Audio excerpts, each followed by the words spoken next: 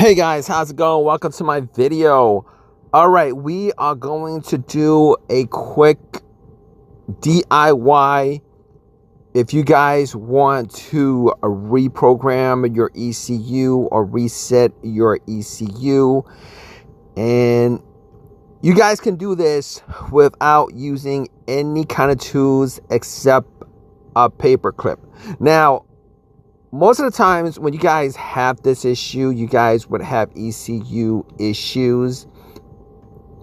A lot of times what happens is you need to change up, change out, replace the ECU itself on your Lexus and Toyota for whatever reason. Sometimes it's damaged. Sometimes you guys in an accident, there's a hard code set on the ECU for whatever reason. It stays there. Your car could be working, it could turn on, you're going to get a check engine light or whatever. And it's just a hard code that's in the system, printed onto the ECU. Can't clear it even if you change out the part. If it says, you know, the OBD error code says it's this part that has issues, the crankshaft, the camshaft position sensors, and you change that out and you still can't get rid of the code. A lot of times it's because it's a hard code that's in the ECU for whatever reason.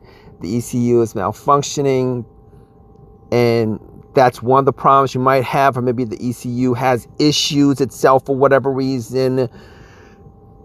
Maybe there's a short somewhere in this ECU and you want to change out the ECU itself. Just by replacing the ECU itself, it's not going to get your car to start, because the immobilizer will keep it from starting. What you want to do in this case is you want to reprogram the ECU that you've replaced in your vehicle. Now, you could actually do this to reset the ECU that you have in your vehicle that originally came from the vehicle with the vehicle, if it has issues. If you're having issues with the ECU itself and you think that you might be able to fix the problem if you guys clear out the ECU in total and reprogram it or reset it. A lot of times, you guys tried the other options where you take the cable off the battery just to reset it, or you connect the positive and negative cables together after you take them off the battery, and essentially use a zip tie to tie them together for 30 minutes or whatever, and that still doesn't get rid of your issue and you think your ECU is the problem. Here's what you guys can do. This is a quick fix. Now, normally you could do this with a scan tool, with one of the more expensive scan tools. You might be able to do this if you guys have a scan tool that reprograms ECU. Normally, those scan tools are pretty expensive, but this tutorial, you guys do not need a scan tool for this. What you guys will need is a paper clip. All right, a paper clip that's thin enough to fit inside the two sockets of the ECU socket.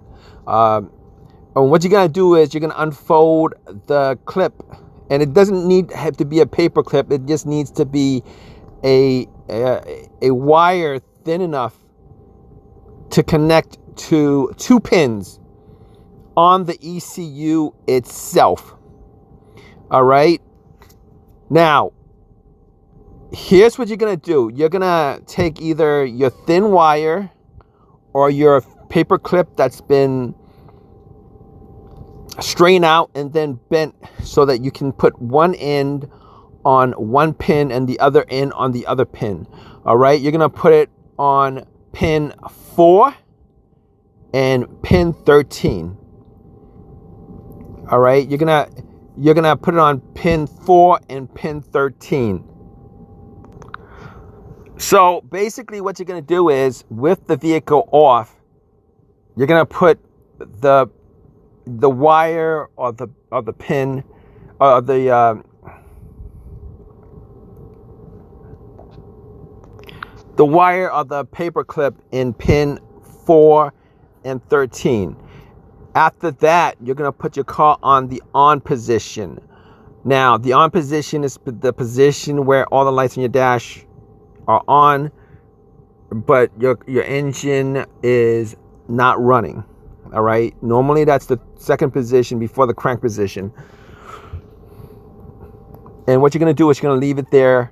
You're going to leave it like that for 30 minutes. It's got to be at least 30 minutes. It could be a little bit over 30 minutes. It can't be under 30 minutes. So you don't want to start the car. You want to have it on the on position.